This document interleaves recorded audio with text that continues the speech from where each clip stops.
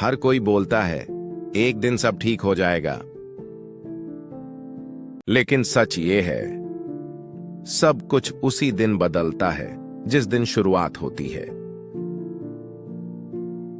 अगले दिन रवि पहली बार सुबह जल्दी उठा।